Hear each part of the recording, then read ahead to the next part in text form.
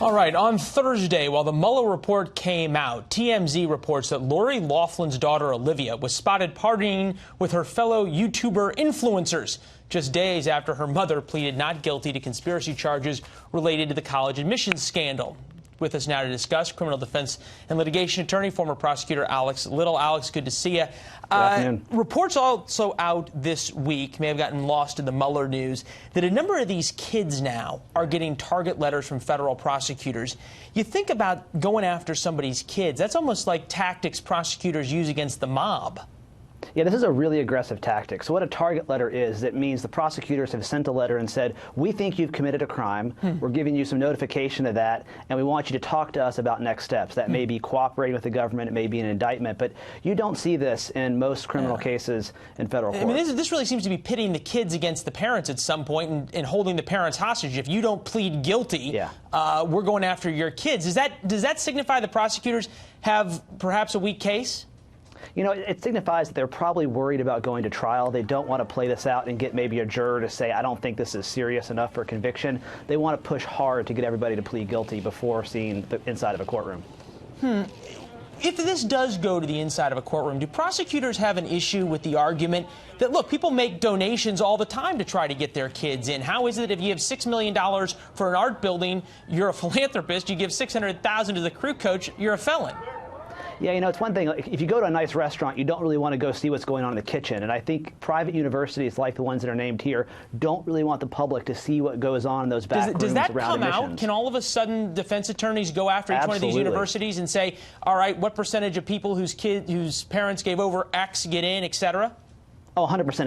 If I'm a defense attorney, I'm going straight for the jugular, and I'm getting those universities to tell me everything about that college admissions process, because the idea is these defendants have somehow perverted that or tricked the university. If I'm a defense attorney, I say, wait a minute, university, you know much more than you're letting on. Ooh, that could get uncomfortable at times and interesting as well. All right, if you were a defense attorney, would you want to take this to trial? Because at least some of these parents seem to be digging in. Yeah, you know, it really depends. I think some of these defendants, the folks you saw Felicity Huffman plead guilty, I think her guilty plea makes sense. They're going to have a felony. It's not really going to affect their life day to day as celebrities. Well, unless they go to jail. You know, there's very little likelihood under the federal sentencing guidelines or given the facts of this case that they're going to see the inside of jail. Oh, okay. So those folks, it makes sense. For folks they've accused for higher numbers, where the fraud is in the, maybe $600,000 or $1 million or bribery, there's a chance they'll see jail. And those folks may just be like, I'm not spending a day in jail, let's fight.